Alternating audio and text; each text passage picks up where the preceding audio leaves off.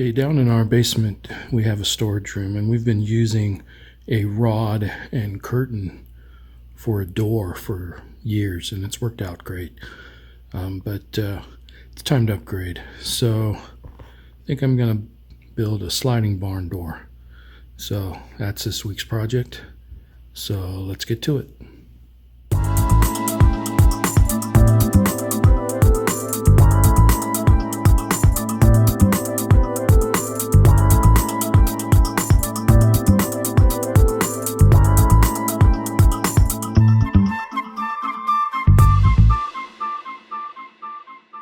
The door opening that I'm going to be building this barn door for is about 31 inches in between the walls. So, and I'm using the 6-inch tongue and grooves boards here. So what I'm going to do first is cut it to length. The height is 80 inches from the floor, so I'm going to make it 81 inches high. And then I'll probably lift it off the floor about a ½ an inch.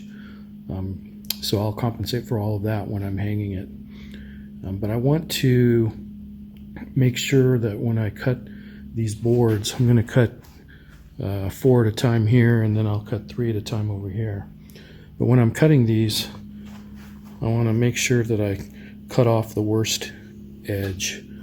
So I've got them stacked here, and I've got my 81-inch mark, and I'm going to go ahead and cut those. Cutting them stacked like this ensures that they're all the same length. Unfortunately, I don't have enough room to cut all 7, but that's what I'm going to do. So what I'm doing is I'm getting this one edge so that it's nice and flush, and then I'll take my clamp and clamp those boards so that there's no movement, and then I'll go ahead and make my cut. I'm using one of the boards from the original cut to make sure that I get as close as possible so that all 7 boards are the same length.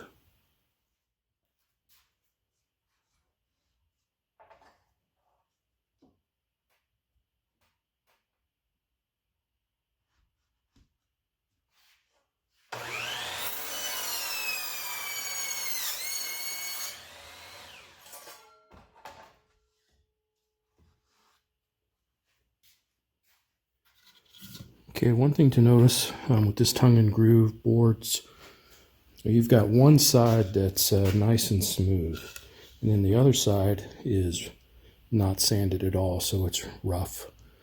So unless that is the desired texture that you want for your boards, it's best to sand them before you assemble the board, just to make it easier. It'll be a lot easier to sand these before they're attached to each other. So that's what I'm going to do.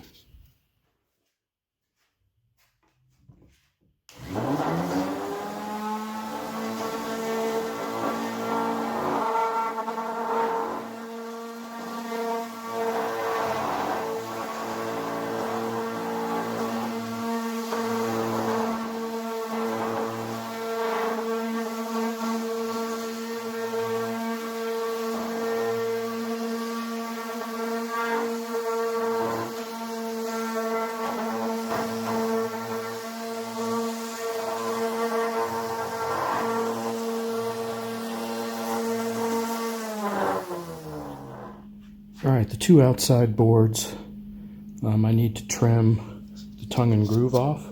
So the tongue off of one, the groove off the other. And I've picked the ones that have the most damage on the tongue and the groove, and that's what I'll be cutting off.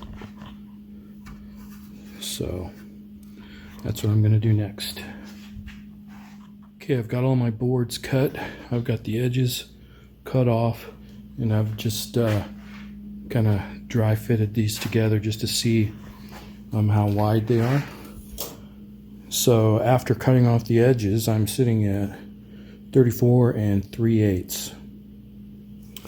So keep that in mind, that these aren't exactly 6 inches wide when you factor in the tongue and groove.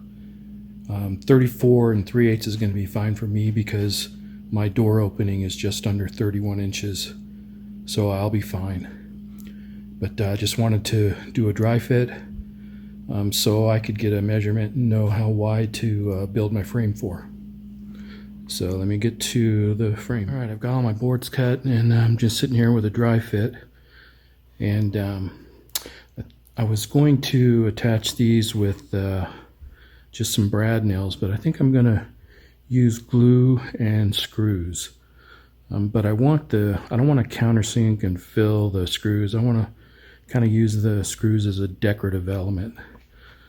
So what I'm going to do is I've partially screwed these into this board, and I'm going to paint them black. So you can see I've done this before. I did this on my camper build. So I'm going to go ahead and spray paint these black and use those, and I think they'll look nice when I attach these to the door. So let's get to that.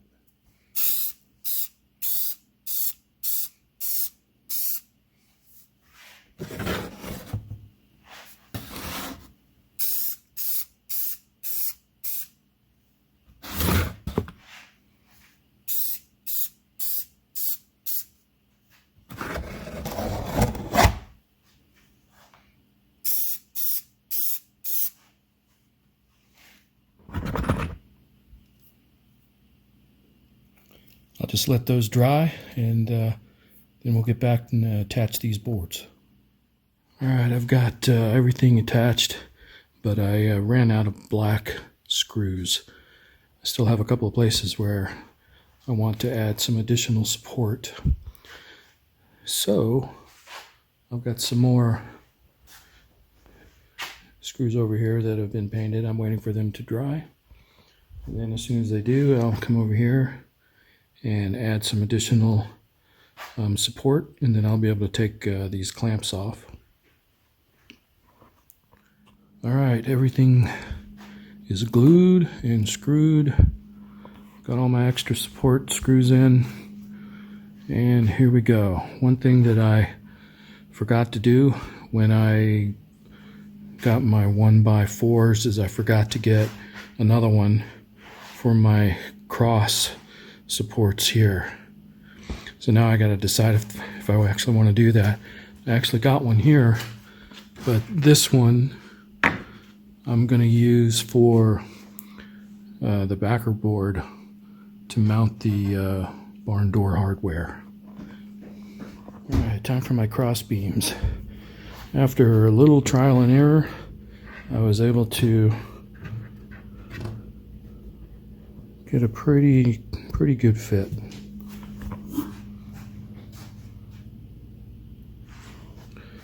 And these two squares are symmetrical, so I should be able to just copy this one, copy the same angle, and I'll be able to make my other cross brace.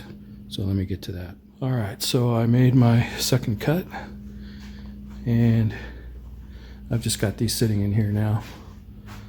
But pretty good fit.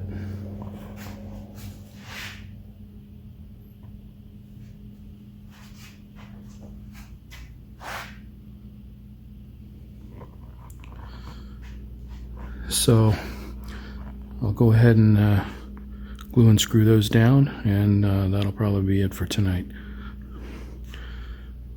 So it's getting dark outside, it's getting late.